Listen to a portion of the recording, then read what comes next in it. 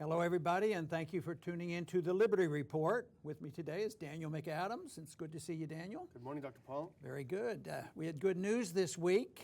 A good friend of ours won his election, Walter Jones, congressman from North Carolina, who's been a champion of non-interventionist foreign policy and cutting all that spending in ways, and has come out to be one of the strongest anti-war members of Congress right now. So he has defied a lot of conventional wisdom. So his race was supposed to be real close. At this individual's Taylor Griffin, who ran against him 2 years ago, was only six percentage points away from Walter in his own primary. So people were worried.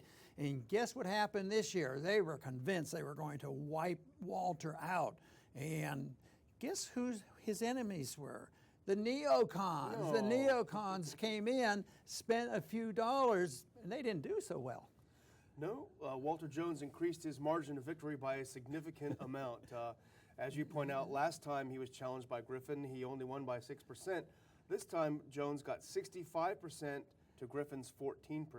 Oh, boy. So 50 points. Yes. Now, that tells us something because, Walter is an interesting person. I think a lot of people know his history about how he switched, and he was pro-war, voted for the Iraq War. And then when he found out that the executive branch, the president and others lied to him about the danger of Saddam Hussein, once he realized that they had lied to him, he was pretty unforgiving about it, and he's not very pleased, and he almost is feeling that he needed to do penance, which he does probably more than he needs to, but he is really, really remorseful in the fact that he ever endorsed this war.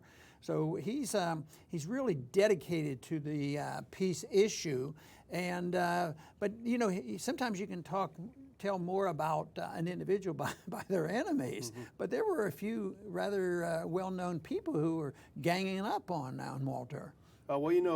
Griffin should have been worried, actually, when Bill Kristol got behind him. Yeah, there you go. Because whatever Kristol touches seems to turn to dirt. Whatever he predicts will happen, you can almost guarantee it won't happen. So Kristol got behind him, and he got the neocon machine in Washington behind him. He even got some other people that to back Griffin, and of course it backfired and really embarrassed them, and we weren't surprised, but Karl Rove joined right. in, and Governor Barber joined in, but also, which was a little bit unusual, or maybe slightly unsuspecting, but I guess not so, is Sarah Palin was influenced by Kristol to go in and endorse Griffin. Well, when Palin was the vice presidential candidate under McCain, she went to the Bill Kristol University of Foreign Policy. So Kristol taught her everything she needed. So I'm sure they imposed on Palin, look, this is a horrible Walter Jones. He doesn't care about the troops. He doesn't want war. You got to endorse his opponent. I'm sure that's what happened. See, the conventional wisdom has always been, they used it against me, and you were around when they were doing this. Oh, I don't vote for any of this money. I vote against the war. And for some reason, they thought that was, anti-military, anti-troops, and anti-American, and for a weak defense. And people have been intimidated by the propaganda of the military-industrial complex, and therefore they say, whatever you want, we'll do this. But it looks like maybe attitudes are shifting, and it reminds me of another colleague who actually voted against the war. I think he's the only Republican still in the Congress that voted against it. There were only 6 of us that voted against the Iraq War, and that's. Weather down here. Yeah. Well, we don't need any more water, I'll tell you. I'll tell you that. So Jimmy Duncan, from Tennessee, voted against it, and he has a strong military district, and he said it was probably the most dangerous vote he ever took, and got a lot of grief.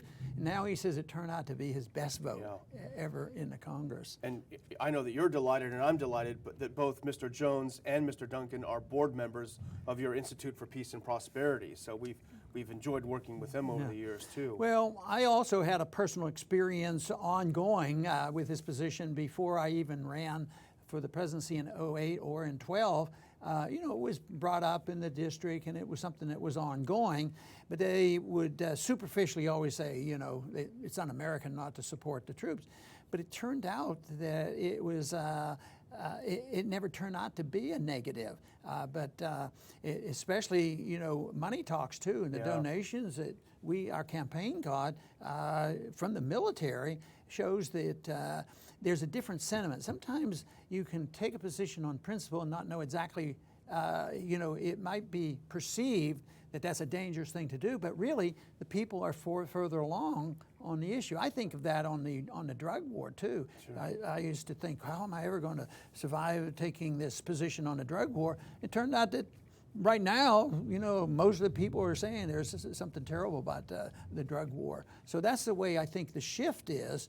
But I think that Walter especially has taken this as a moral position, that it's wrong and the killing is wrong. I think it's a very healthy attitude.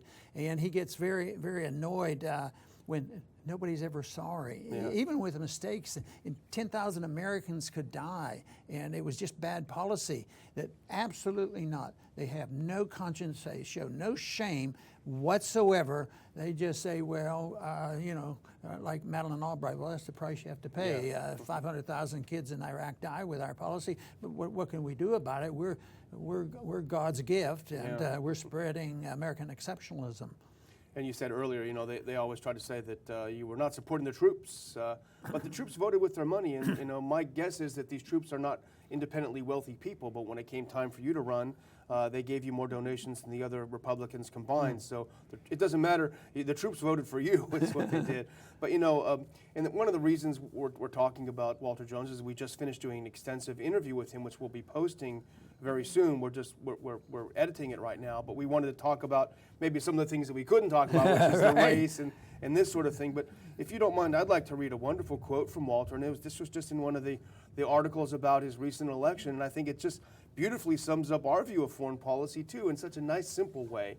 He said, "We need a foreign policy that makes sense.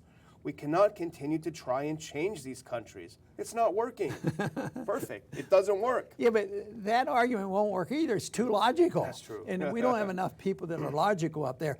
But we still live in a country, and people's opinions are, pretty important. And, one point I made to Walter is that as soon as we change public opinion, but he pointed out a very important thing. He says, yes, but the public opinion of those people who work in the military-industrial complex, they have an influence too. Yeah. It may be wrong, but so there is an influence, and the ideas and special interests are a reflection of what the people do, and they can influence Congress. So, and that's why the money keeps spending. But I know Walter's very concerned about the spending and the debt and all, and of course we talk about it all the time.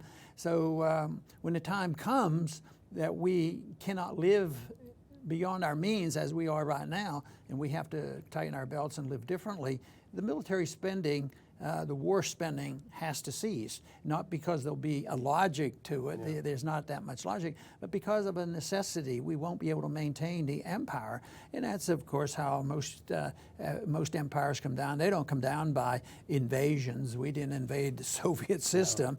No. Empires fall for economic reasons, and that's why it's connected, and that's one thing I like about the Institute for Peace and Prosperity, although that is designed to talk about foreign policy.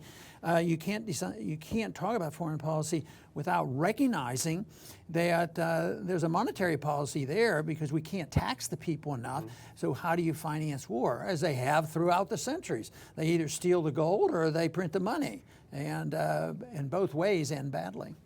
And the thing to remember is we're not pacifists. We believe in defending ourselves. And the point that you made is apropos. There will come a time where we cannot maintain the empire. And the people that are pushing this empire are pushing us toward that time. But it'll also be the case that when we reach the point where we can no longer maintain the empire, we also will not be able to defend ourselves. And so they're the ones making us vulnerable. That's right, and it's a national security issue. Every once in a while you do hear people talk on TV and say, well, the economy is a national security issue. It is. They might not interpret it exactly the way we are, because they're not always the people who want to cut the military. They probably want to cut something domestic, because the military is the ultimate protection of our liberties, which is absolutely false. Because if you think of the last 15 years, years, our freedoms have been under threat, but it hasn't been under threat by an invasion of individuals who come and run, the legislative branch or the judicial branch or the executive branch.